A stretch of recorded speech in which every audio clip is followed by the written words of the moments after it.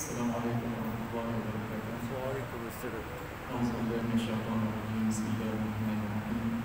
Alhamdulillahi rabbil alamin. Wassalatu wassalamu ala asyrafil anbiya'i wal mursalin wa ala alihi wa ashabihi ajma'in. Asyhadu an la ilaha illallah wahdahu la syarika lah wa asyhadu anna Muhammadan abduhu wa rasuluh. Allahumma shalli wa sallim wa barik ala sayyidina Muhammad wa ala alihi wa ashabihi ajma'in. Qala Allah ta'ala fi kitabil karim, ya ayyuhalladzina amanu taqullaha haqqa tuqatih wa la tamutunna illa wa antum muslimun. Sadaqallahul azim. Alhamdulillah, pertama sekali kita panjatkan syukur kita kepada Allah Subhanahu wa taala kerana dengan izin Allah Subhanahu wa taala Allah telah menggerakkan hati kita untuk hadir di rumah Allah yang mulia ini untuk bersama-sama salat subuh secara berjemaah yang memang kita sering lakukan, insya-Allah nak tinggal di solat subuh secara berjemaah. Sabda Nabi Muhammad sallallahu alaihi wasallam dalam sebuah hadis, "Man shalla al-isya fi jama'atin fa ka'annama shalla nisfal lail, wa man shalla subha fi jama'atin fa ka'annama shalla al-laila kullahu." Kita tengok maksud hadis Nabi Muhammad sallallahu alaihi wasallam ini. Nabi Muhammad SAW bersabda, barang siapa yang salat isya-nya secara berjemaah, maka Allah akan ganjarkan pahala kepada dia, Allah akan berikan kebaikan kepada dia, ya, seperti mana dia itu solat malam separuh daripada malam.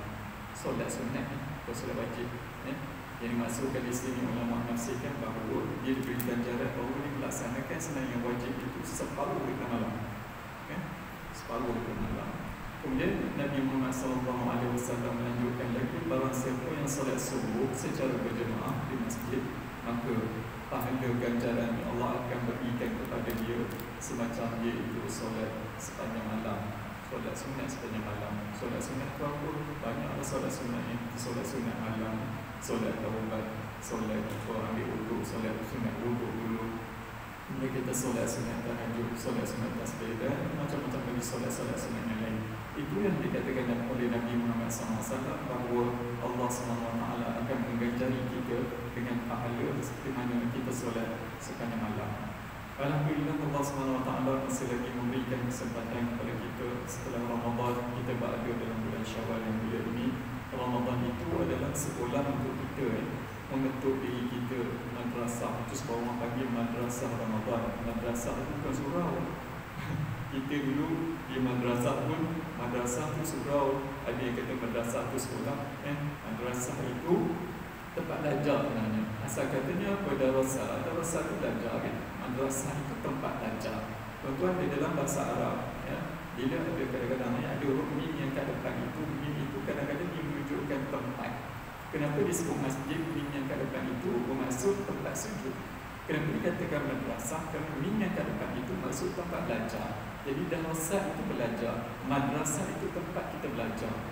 Tempat kita belajar pada bulan Ramadan. Pada bulan Ramadan itu tempat kita belajar bagaimana kita mengenal Allah Subhanahu Wa Taala, bagaimana kita nak kenal Rasulullah Sallallahu Alaihi Wasallam. Kita belajar pada bulan Ramadan macam mana kita nak tingkatkan ketakwaan kita kepada Allah Subhanahu Wa Taala. Kita belajar pada bulan Ramadan, kita bangun awal-awal pagi Nabi bersahur. Kata Nabi Muhammad Sallallahu Alaihi Wasallam, tasahharu fa inna fis sahur barakah. Bersahurlah kamu kerana pada waktu sahur itu ada barakahnya.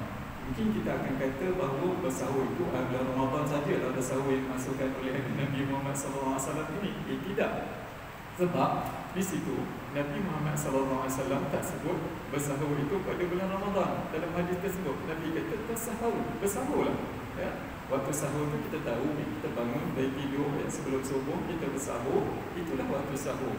Jadi Nabi kita bersahur dan kita disunatkan untuk bersenam, ya, sunat Syawal. Sabda Nabi Muhammad SAW lagi, ya. Sebelum itu, sebelum kita pergi pada hadis Nabi yang ini, berkaitan dengan sahur ini, ya, berkaitan dengan sahur ini sebenarnya kita bukan dianjurkan untuk bersahur makan sahaja, ya. Memanglah, bersahur makan sikit itu ada barakahnya. Semua waktu kita nak puasa wajib ke, puasa sunat ke, kita bersahur ada barakahnya. Barakah itu apa? Barakah itu ulama menafsirkan barakah itu ya ziyadah fil khair. Barakah, berkat yang kita sebut tu, restoran berkat, itu berkat. Bila kita tengok restoran berkat tu, kita kena tahu maknanya. Ulama menterjemahkan berkat itu apa? Ziyadah fil khair. Ziyadah fil khair, berkat itu ialah bertambah-tambah kebaikan pada diri kita, bertambah-tambah kebaikan pada sesuatu yang kita miliki. Berkat dalam rezeki itu apa?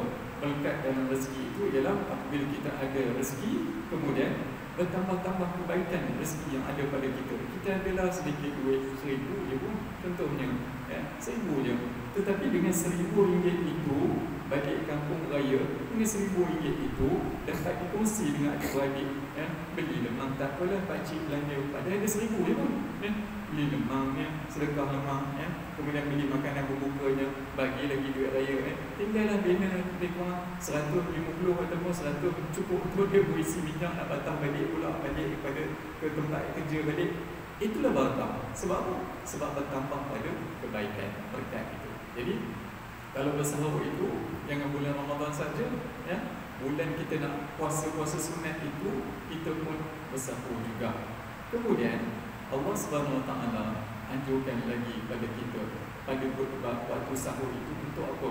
Untuk kita beristighfar, memohon ampun kepada Allah Subhanahu Wa Taala. Itu lagi yang paling utama selain kita bersahur. Waktu sahur itu, sebelum kita masuk waktu subuh itu, sebelum masuk subuh, tapi bukanlah awal sangat, pukul 1 pagi, pukul 2 pagi, sahur itu diajarkan oleh Nabi dekat-dekat nak waktu subuh. Jadi dekat-dekat nak waktu subuh itulah apa? Itulah waktu kita dianjurkan oleh Allah Subhanahu Wa Taala untuk beristighfar, istighfar mohon ampun kepada Allah Subhanahu Wa Taala. Jadi kita lakukan pada bulan Ramadan, kita laksanakan perkara sedemikian. Pada bulan yang lain pun insya-Allah kita boleh laksanakan, lakukan perkara sedemikian. Kemudian sabda Nabi Muhammad SAW lagi, man sama Ramadan, siapa yang berpuasa pada bulan Ramadan, thumma atba'ahu 6 min Syawal, kana kasiyam dahr. Barang siapa yang berpuasa pada bulan Ramadan, dia puasa pada bulan Ramadan. Hadis ini ditujukan kepada orang yang puasa saja. Orang yang berpuasa penuh pada bulan Ramadan tanpa ada makna penuh itu bukan maksud bila dia uzur, dia tak puasa, itu tidak dikira. Kalau orang yang uzur tak ada masalah, perempuan yang uzur dia tak puasa pada bulan Ramadan, ada dia puasa pada hari-hari tertentu, kemudian waktu dia uzur dia tak puasa, ataupun kita sakit ke, kita puasa kemudian kita tak mampu pada waktu itu, waktu tertentu itu kita berpuasa juga pada bulan Ramadan, tapi hanya beberapa hari sahaja sebab ada sebab tertentu. Jadi hadis ini untuk orang ini lah, bukan untuk orang yang tak puasa. Siapa yang berpuasa pada bulan Ramadan, kata Nabi Muhammad SAW, "Thumma 6 min Syawal", kemudian dia mengikut ataupun mengiringi puasa Ramadan itu 6 hari pada bulan Syawal, 6 hari pada bulan Syawal, kerana kasiyam dahr. Kalau tadi subuh tadi ataupun isyak tadi, bila orang sembahyang isyak berjemaah, dikira pahala macam dia solat separuh pada malam. Kalau dia solat subuh secara berjemaah, dia dikira pahala ganjaran seperti mana semalaman dia solat sunat itu. Tetapi bagi ini pula, bagi orang yang puasa pada bulan Ramadan, kemudian diikut mengiringi puasa Ramadan itu dengan puasa 6 min Syawal, 6 hari dalam bulan Syawal, maka pahala ganjaran yang Allah akan bagikan pada dia ialah seperti mana dia itu puasa setahun. Dan kasiyam dahr itu bermasa puasa setahun. Kata ulama mensyarahkan hadis ini, Imam Nawawi sebagai contoh, mensyarahkan hadis ini, dikatakan bahawa puasa 6 itu boleh, afdalnya berturut-turut, afdal yang paling tinggi, tingkatan yang paling tinggi afdal maknanya berturut-turut, dari puasa raya berapa contohnya, yang ketiga dah puasa dah 3, 4, 5 seterusnya sampai habis 6, berturut-turut. Namun Imam Nawawi juga kata boleh juga tidak berturut-turut. Kamu puasa sehari, kamu berbuka sehari, puasa sehari, berbuka sehari. Itu macam puasa siapa? Puasa Nabi Daud. Dan Nabi Muhammad SAW pun banyak puasanya seperti mana puasa Nabi Daud. Puasa sehari, buka sehari, puasa sehari, buka sehari, begitu. Dan boleh juga puasa sehari, 2 hari tak puasa, boleh, tidak berturut-turut itu. Dan sehinggalah apa? Sehinggalah akhir Syawal kita berpuasa, boleh puasa sunat Syawal. Sebab apa? Sebab nak mengambil ganjaran yang dikatakan oleh Nabi Muhammad SAW, pahalanya seperti kita puasa sepanjang tahun. InsyaAllah 6 hari macam sepanjang tahun. Pemurah ke Allah SWT, pemurah ke Allah SWT, sesuailah dengan firman Allah SWT yang sering kita baca di dalam surah Al-Fatihah itu. Ar-Rahman Ar-Rahim. Allah itu maha pemurah, Allah itu maha mengasihani. Pemurahnya Allah itu, kamu puasa 6 hari dalam bulan Syawal, diberi ganjaran macam puasa 10. Ya? Kamu sembahyang Isyak secara berjemaah, dikira pahala ganjaran macam kamu puasa, macam kamu solat sunat separuh malam. Kamu solat subuh berjemaah, Allah kira pahala ganjaran seperti mana kamu solat malam penuh. Ya Allah, pemurahnya Allah SWT kepada kita, sangat pemurah. Dan Allah SWT itu adalah apa?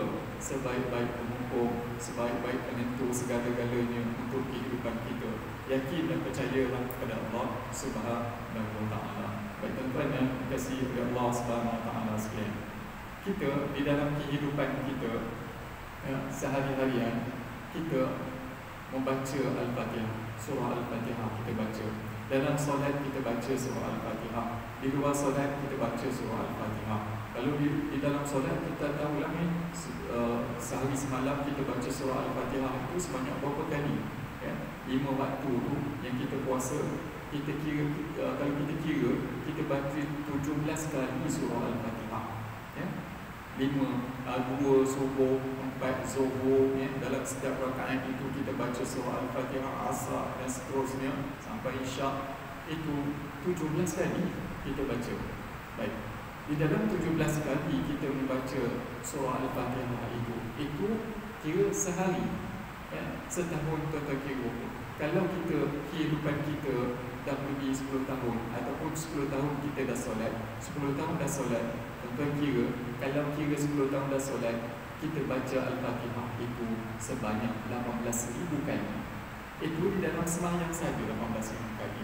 Kalau dah 20 tahun dah kita sembahyang, 20 tahun seseorang itu dah sembahyang, dia baca surah Al-Fatihah itu dah sebanyak 36,000 kali. Kalau seorang itu dah 30 tahun solat dia baca Fatihah dalam solat dia dah 54,000 kali. Beribu-ribu kali kita baca surah Al-Fatihah dalam solat. Kemudian di luar solat pun begitu juga. Di luar solat banyak ditambah di luar solat. Seperti mana imam tadi pun baca, saya ingat saya berapa kali dua atau 3 kali Al-Fatihah yang Tuan Imam baca di luar solat. Dan berapa kali dah? Ribu-ribu kali dah. Ribu-ribu kali yang kita baca itu, alangkah baiknya kita memahami, kita meneliti, memahami dengan sebaik-baiknya apa yang kita baca itu.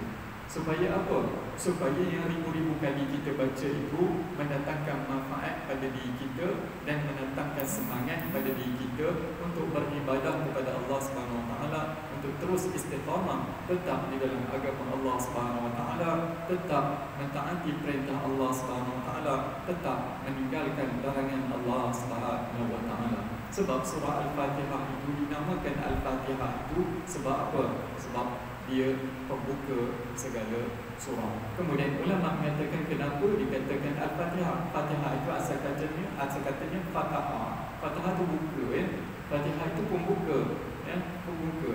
Jadi ulama mengatakan disebutkan Fatihah itu kerana surah Al-Fatihah ini adalah merupakan surah ayat yang kita baca yang mula-mula pembuka di dalam solat. Tidak termasuk lagu yang kita baca selepas takbiratul ihram, doa iftitah itu, doa iftitah Allahu Akbar kabira. Tapi ulama mengatakan dikatakan Al-Fatihah itu dan membuka itu kerana kita memulakan bacaan ayat suci Al-Quran Karim di dalam solat kita dengan surah ini. Betul kan? Tidak ada lagi orang lain yang angkat takbir Allahu Akbar, baca doa iftitah, kemudian baca surah Al-Asr. Tidak ada. Sebab Nabi Muhammad SAW dalam sebuah hadis mengatakan la salata liman lam yaqra bi Fatihatil Kitab. Tidak sah solat, tidak ada solat tidak sah solat. Ulama menjelaskan hadis ini bagi orang-orang yang tidak membaca surah Al-Fatihah. Ini tak sah, ya, tak sah solat. Kemudian kenapa begitu?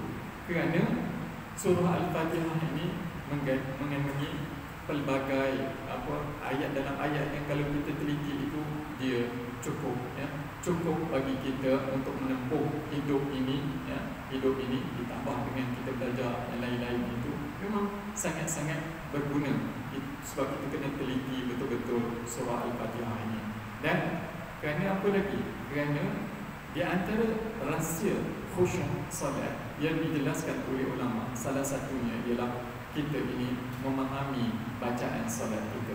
Yang kita nak fahamnya, di antara banyak yang kita baca di dalam solat kita, sudah tentulah apa yang kita baca di dalam ayat suci Al-Quran Karim. Dalam solat kita itu kita baca ayat Quran. Apa ayat Quran itu surah Al-Fatihah lah. Itu yang sepatutnya kita faham. Kemudian surah Al-Fatihah itu kalau kita teliti, dia mengandungi ataupun dipecahkan pada dua bahagian utama. Dua bahagian utama, ya. Yang pertama sekali, bahagian yang pertama yang kita baca Bismillahirrahmanirrahim dengan nama Allah yang Maha Pemurah lagi Maha Mengasihani ataupun Maha Penyayang, ya. Alhamdulillahirabbil alamin, segala puji bagi Allah Tuhan sekalian alam ataupun Tuhan pemilik alam ini. Alhamdulillahirabbil alamin. Ar-Rahmanir-Rahim, diulang lagi, ya Allah, Allah itu ialah apa?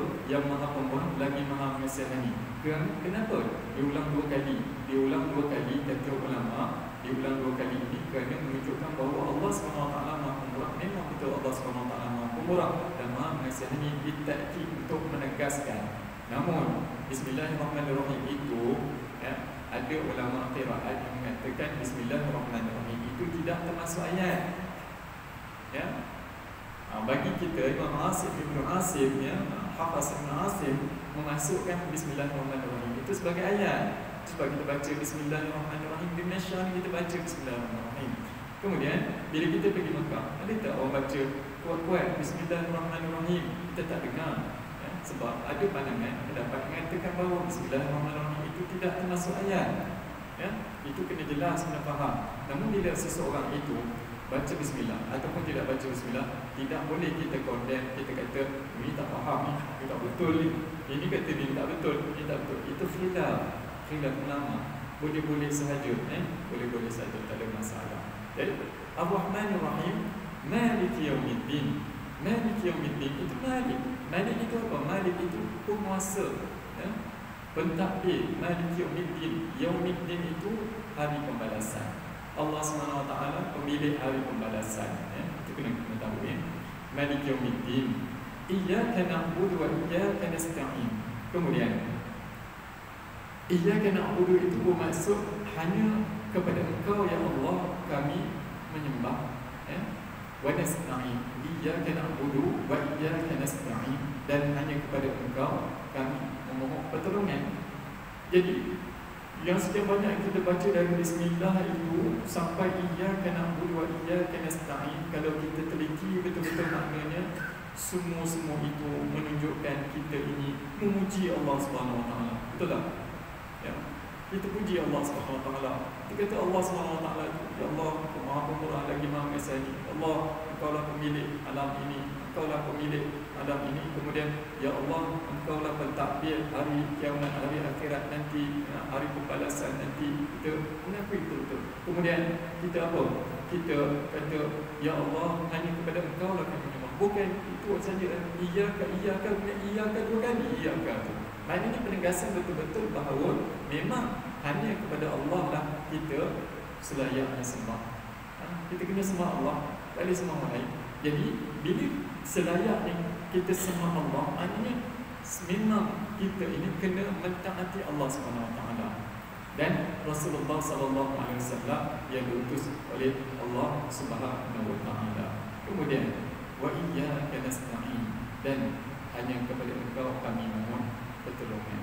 Kita akui betul-betul bahawa di dalam dunia ini, di dalam kehidupan kita, ya, kita memang kena akui betul-betul kita nak minta tolong memang hanya kepada Allah Subhanahu Wa Taala sahajalah yang boleh menyelesaikan segala permasalahan kita. Itu kena yakin. Walaupun memang kita akan minta tolong orang, nak pinjam duit sekejap, nak pinjam kereta sekejap, nak pinjam hammer sekejap, nak pinjam tangga jiran sekejap, ya, itu minta tolong, ya.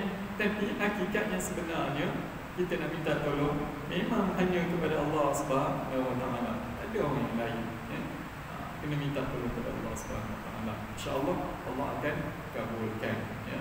Wa idza sa'alaka 'ibadi anni fa inni qarib ujibu da'watad da'i idza da'an falyastajibu li wa liyu'minu bi la'allahum yarshudun. Ya, kan kalau imam baca ni surah ni, dia baca, bila baca surah ni, surah yang berkaitan dengan puasa, kalau imam dia akan baca lah, sebab dia ada di bawah sekali tu. Idza sa'alaka 'ibadi bawah sekali, ya. Faman khafa min musim di atas ni, di bawah sekali. Idza sa'alaka 'ibadi anni fa inni qarib. Apa bila ditanya, ada orang tanya tentang aku, ya, pada Nabi Muhammad SAW, katalah, jawablah, fa inni qarib, aku ni dekat. Ujibu da'watad da'i idza da'an, aku akan mengabulkan permohonan bagi orang yang memohon, orang yang berdoa. Falyastajibu li wa liyu'minu bi la'allahum yarshudun, dan seterusnya. Jadi tetaplah teguh beriman kepada Allah Subhanahu Wa Taala. Semoga kita ini mendapat petunjuk hidayah Allah Subhanahu Wa Taala. Itu bahagian yang pertama yang sebut saya. Kita puji Allah Subhanahu Wa Taala dalam surah Al-Fatihah. Kemudian ada lagi yang di bawah itu. Yang di bawah itu, setelah kita kata wa iyyaka nasta'in, kita baca wa iyyaka nasta'in, hanya kepada Allah Subhanahu Wa Taala kita mohon pertolongan. Pertolongan apa yang utama kita nak mohon, nak minta tolong dari Allah Subhanahu Wa Taala? Ulama menjelaskan, ia ditafsirkan dengan ayat selepas itu. Ya, ditafsirkan ayat selepas itu. Pertolongan pertama yang sepatutnya bagi seorang Islam memohon pertolongan dari Allah Subhanahu Wa Taala, ihdinas siratal mustaqim. Apa dia maksud ihdinas siratal mustaqim? Ihdinas siratal mustaqim bermaksud tunjukilah kami jalan yang benar. Itu doa yang pertama. Makanya dalam kehidupan kita, ya, yang pertama sekali dalam doa kita itu, mulakan doa kita itu, ya Allah ya Tuhanku. Jangan mula dengan ya Allah ya Tuhanku, bagilah tambahlah rezeki aku semua. Aku duit tambahlah bagi banyak sikit. Hutang aku banyak. Tidak. Yang pertama sekali mohon petunjuk hidayah Allah Subhanahu Wa Taala dulu. Ya. Mohon itu dulu. Ya. Mohon petunjuk hidayah Allah Subhanahu Wa Taala, kita mohon Allahumma ya muqallibal qulub tsabbit qalbi ala dinik. Ya Allah ya Tuhan kami. Ini contoh sebagai contoh. Ada lagi doa yang lain. Allahumma ya muqallibal qulub, ya Allah yang membolak-balikkan hati, ya, tsabbit qalbi ala dinik, tetapkan hati kami ini dalam agama. Itu doa ni. Ini yang utama dulu. Ini yang utama kita doa. Boleh tak yang lain?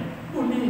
Kita boleh juga berdoa, Rabbana la tuzigh qulubana ba'da idh hadaitana wa hab lana min ladunka rahmah innaka antal wahhab. Ini bersama kita minta Allah Subhanahu Wa Taala supaya tetapkan hidayah petunjuk Allah Subhanahu Wa Taala pada diri kita. Kita tetap berada di dalam agama Islam. Itu doa yang pertama. Jadi ihdina yang ke depan itu bermaksud huda. Kita minta Allah Subhanahu Wa Taala petunjuk hidayah ke jalan yang lurus. Kemudian ditafsirkan lagi dalam ayat yang seterusnya. Jalan yang lurus itu ialah apa? Siratal ladzina an'amta 'alaihim ghairil maghdubi 'alaihim waladdallin. Iaitu jalan-jalan orang yang Engkau telah beri nikmat kepada mereka. Siapa pula orang yang Allah telah beri nikmat kepada mereka? Siapa? Diterjemahkan, ditafsirkan oleh hadis Nabi Muhammad sallallahu alaihi wasallam ayat siratal ladzina an'amta 'alaihim. Iaitu apa? Ketika mana Nabi Muhammad sallallahu alaihi wasallam di akhir-akhir kehidupan Nabi Muhammad sallallahu alaihi wasallam, di antara sebahagian kata Nabi Muhammad sallallahu alaihi wasallam sebelum menghembuskan nafasnya yang tak habis, dia kata apa? Nabi Muhammad sallallahu alaihi wasallam mendongak naik ke atas, ya, mendongak ke atas, kemudian menadah tangan Nabi. Sebahagian dari kata Nabi Muhammad SAW yang dimasukkan di dalam kebanyakan kitab sirah, di antaranya kitab Sirah Ar-Rahibul Makhtum karangan Syekh Abdul Rahman Al-Mubarakfuri. Di situ dikata bang, Nabi kata mendongak ke langit, angkat tangan, Nabi kata ma'al ladzina an'amta 'alaihim, bersama ya Allah, letakkanlah aku ni bersama-sama orang-orang yang apa? Ma'al ladzina an'amta 'alaihim, yang Engkau telah beri nikmat kepada mereka. Siapa yang orang yang telah beri nikmat kepada mereka tu? Siapa dia tu? Ma'al ladzina an'amta 'alaihim minan nabiyyin. Nabi kata, letakkanlah aku di kalangan orang yang telah Engkau beri nikmat kepada mereka daripada kalangan nabi-nabi, wasiddiqin, kemudian orang-orang yang benar, orang-orang yang membenarkan adalah nabi-nabi terdahulu, orang-orang yang membenarkan bahawa Allah SWT itu Tuhan yang satu, itu as-siddiqin, wasyuhada, dan syahid, para syuhada, orang yang syahid di medan perang untuk menegakkan kalimah Allah SWT, wasyuhada, wassalihin, dan orang-orang yang soleh. Ini antara sebahagian kata Nabi Muhammad SAW sebelum menghembuskan nafasnya yang terakhir. Itulah orang yang diberi nikmat itu. Siratal ladzina an'amta 'alaihim, jalan orang-orang yang Kau telah beri nikmat itu, bermaksud jalan orang yang inilah, insan-insan yang inilah yang disebutkan oleh Nabi Muhammad SAW. Itu ghairil maghdubi 'alaihim waladdallin. Ulama terjemahkan, bukanlah orang-orang yang Engkau murka. Maghdub itu asal katanya marah. Maghdub ada orang mim kat depan bermaksud orang pula. Kalau tadi tempat, menunjukkan tempat, ismul makan, yang ini mim yang kat depan bermaksud orang. Orang yang Engkau marah. Maghdub yang lain, orang yang kemurka. Siapa dia? Iaitu orang Yahudi. Orang Yahudi.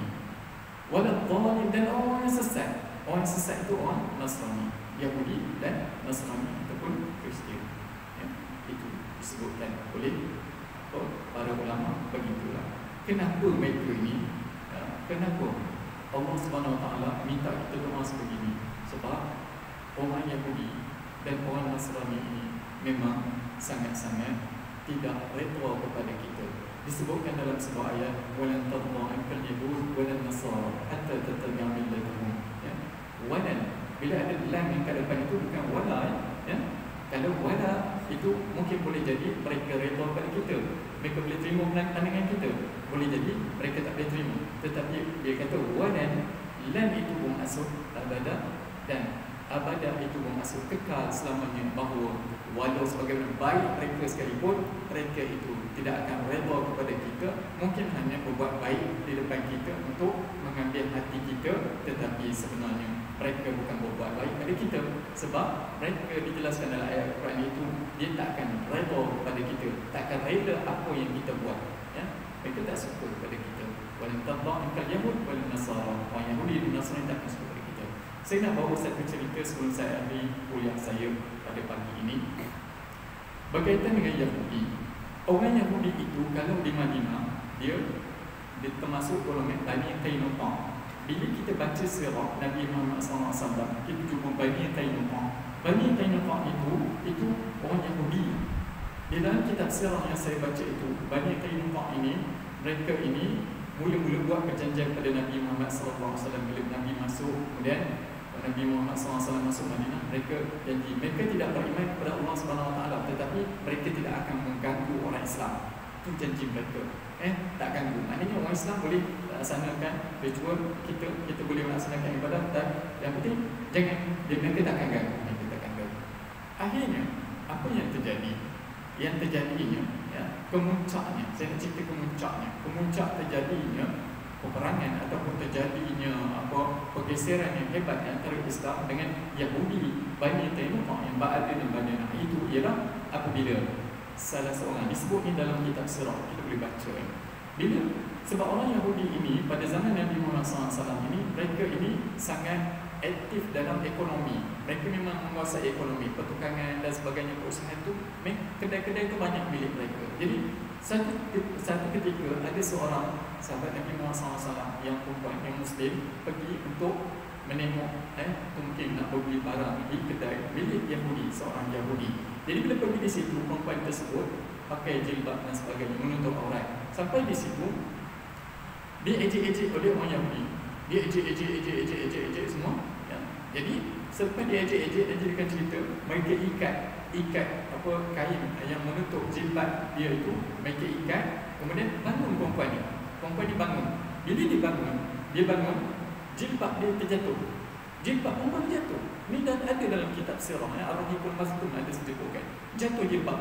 Bila jatuh, perempuan ni menjerit, minta tolong, sebab apa? Diganggu oleh beberapa orang Yahudi yang ada di kedai itu, minta tolong. Datang seorang Muslim, sahabat Nabi Muhammad SAW, nak tolong, dan marah. Akhirnya sahabat Nabi Muhammad SAW, terjadinya pertikaian dan sebagainya, sahabat Nabi Muhammad SAW terus bunuh orang Yahudi. Bunuh. Lepas dibunuh orang Yahudi itu, orang Yahudi balas balik bunuh sahabat Nabi Muhammad SAW itu. Selepas terjadinya pergaduhan itu dan pembunuhan itu, terus Nabi isytiharkan perang dengan orang Yahudi. Perang dengan orang Yahudi. Nabi isytiharkan, dan sudah dikumpul sahabat-sahabat untuk memerangi orang Yahudi. Pergi untuk memerangi Bani Qainuqa tadi. Akhirnya apa yang berlaku? Dah hampir-hampir nak terjadi, dah nak tercetus peperangan yang besar, dah nak hampir-hampir dah. Nabi pun memang dah bagi dah lampu hijau pada sahabat untuk bantai dia. Akhirnya datanglah seorang sahabat, bukan sahabat dia tak kira sahabat sebab dia orang munafik, Abdullah bin Ubay bin Salul. Abdullah bin Ubay bin Salul ni orang munafik. Dia membenarkan bahawa Nabi Muhammad SAW itu Nabi melalui mulut sahaja. Sebab kita di dalam kita mengucap kalimah syahadah mesti ada 3 perkara. Yang pertama sekali, kita mesti takrir bil lisan, kita mesti ikrar dengan lisan kita. Kemudian kita mesti tasdid bil qalbi, kita membenarkan dengan hati kita. Kemudian yang ketiga, kita kena ta'mal bil jawarih. Bila kita mengucap kalimah syahadah, ta'mal bil jawarih bermaksud kita mesti mengamalkan dengan anggota tubuh badan kita. Yang pertama, kita mengakui Allah SWT memang Tuhan kita, Nabi Muhammad memang Rasulullah SWT, Rasulullah SAW. Yang kedua, kita membenarkan dalam hati kita betul-betul memang betul-betul. Yang ketiga, kita ta'mal itu ni, kita datang solat subuh, kita sembahyang fardu yang lain, kita puasa, itu kita ta'mal bil jawar. Tapi Abdullah bin Ubay bin Salul yang dikatakan munafik ini, dia hanya takrir bil lisan, dia dengan mulut dia. Sebab dia tengok kekuatan Nabi Muhammad SAW, aku beriman sekali lah, tetapi dalam hati dia tak, sikit pun tak. Dalam hati dia tetap murid, dia tetap iri hati dengan Nabi Muhammad SAW. Kenapa aku penduduk Madinah asal, tiba-tiba datang Nabi Muhammad SAW dari Mekah, dari jauh entah mana, tiba-tiba dia yang jadi tokoh di Madinah ni. Dia tak berhenti, dia hati. Ta'mal bil jawarih memang lebih-lebih sekali lah. Dia nak datang solat subuh secara berjemaah, tak. Dia nak datang solat isyak secara berjemaah, tak. Solat subuh lagi lah. Nabi kata kan, antara tanda-tanda munafik itu tak boleh tengok pada solat subuh berjemaah. Jadi Abdullah bin Ubay bin Salul tak. Jadi Abdullah bin Ubay bin Salul ni datang apabila dah nak perangi dah orang Yahudi Bani Qainuqa. Dia kata apa? Nabi tunggu nanti dulu. Mereka ini, orang Bani Qainuqa inilah yang banyak menolong kami ketika mana engkau berada di Mekah dulu. Engkau berada di Mekah, Nabi itu sebelum engkau hijrah, inilah yang banyak tolong kami, tolong itu, tolong ini, apa semua dalam peperangan orang Aslam, ini yang banyak tolong kami. Jadi Nabi Muhammad SAW pun tak jadi nak memerangi betul-betul pada waktu itu. Kemudian Nabi Muhammad SAW kata apa? Kamu semua penduduk Bani Yahudi yang ingkar ini berambus keluar dari Madinah, pergilah mana-mana pun, keluar dari Madinah itu dengan meninggalkan Madinah atau benda semua itu tinggal, keluar. Mereka pun keluar, mereka terus keluar, dan dikatakan dalam kitab sirah itu mereka keluar terus pergi ke sempadan Syam, itu Syria, sempadan Syria, semua berada. Dan dalam perjalanan mereka nak pergi ke jauh di sempadan Syria itu, ada ramai di kalangan mereka yang mati, yang mati mungkin kelaparan dan sebagainya di padang pasir semua. Dan sakit baki yang pergi di Syria mereka itulah yang di antaranya sakit baki masih ada di negara Israel, dan mereka itu jugalah yang mewujudkan negara Israel sehingga kini. Dan sehingga kini jugalah walan tadda ankal yahud walan nasara, dan tidak reda kepada kamu itu orang Yahudi dan Nasrani sampai bila-bila pun. Sampai sekarang kita tengok hari ini apa jadi pada Palestin kita pun tak tahu. Itu sebab Allah dah janji, Allah dah kata dalam ayat Quran itu memang sangat betul. Jadi sebagai kita ini kena apa? Kena mohon perlindungan Allah Subhanahu Wa Taala. Sebab kita berdoa dalam solat kita ni, kita baca surah, kita doa minta Allah Subhanahu Wa Taala jauhkan kita, tidak bagi kita ni terikut tunjuk Yahudi dan Nasrani. Baik. Rasa saya sekadar itu dah panjang lebar. Kemudian sikit lagi, lepas kita baca ghairil maghdubi alaihim waladdallin, jangan tinggalkan, ya. Jangan tinggalkan menyebut apa? Kalimah amin itu. Jangan tinggalkan, ya. Saya ingin bawakan, ya, hadis Nabi Muhammad sallallahu alaihi wasallam, ya, yang diriwayatkan oleh Abu Hurairah. Dia berkata, idza tala, Nabi Muhammad SAW sebut, idza tala ghairil maghdubi alaihim waladdallin qala amin hatta yasma'a man yali min safil awwal. Apabila Rasulullah SAW membaca, Abu Hurairah kata, membaca ghairil maghdubi alaihim waladdallin, maka beliau mengucapkan amin. Nabi Muhammad SAW jadi imam, baca ghairil maghdubi alaihim, Nabi ucap amin, kemudian amin itu sehingga terdengar oleh orang-orang yang ada pada barisan ataupun saf yang awal, saf yang pertama. Allah alam dulu menggunakan mikrofon atau apa, tapi sudah pastilah kita tahu bahawa amin yang diucapkan oleh Nabi Muhammad SAW itu kuat kebal. Sebab saf pertama itu tak mungkin seorang dua, panjang, Nabi ucap amin. Jadi kita pun kena ucap amin juga. Dan saya ingin kutip lagi sebuah hadis Nabi Muhammad SAW yang diriwayatkan oleh Abu Hurairah juga, ya, dalam Sahih Bukhari dan Muslim. Idza annana al-imam fa'aminu, apabila imam mengucapkan amin, jangan tinggalkan ucapan amin juga kita pun, amin. Sebab amin itu bermaksud kabulkanlah ya Allah, kabulkanlah ya Allah, perkenankanlah ya Allah. Fa innahu man wafaqa ta'minuhu ta'min al-malaikah ghufira lahu ma taqaddama min dhanbi. Kerana sesungguhnya barang siapa yang ucapan aminnya pada ketika itu bertepatan sama dengan aminnya malaikat, maknanya bila diucap amin, malaikat pun amin sama-sama dengan dia, maka dosa-dosanya yang telah lalu diampuni oleh Allah Subhanahu Wa Taala. Dan dosa-dosa ini khususnya adalah dosa-dosa kecil. Dosa-dosa besar kena bertaubat kepada Allah Subhanahu Wa Taala, dan jika melibatkan manusia, kena kembalikan hak yang kita ambil dari manusia tersebut, kemudian bertaubat istighfar mohon ampun kepada Allah Subhanahu Wa Taala. Baik, posisi sekadar itu puasa yang pada pagi ini. Mohon maaf kelebihan masa sikit, ya. Sekian dahulu. Bila taufiq wa hidayah. Wassalamualaikum warahmatullahi wabarakatuh.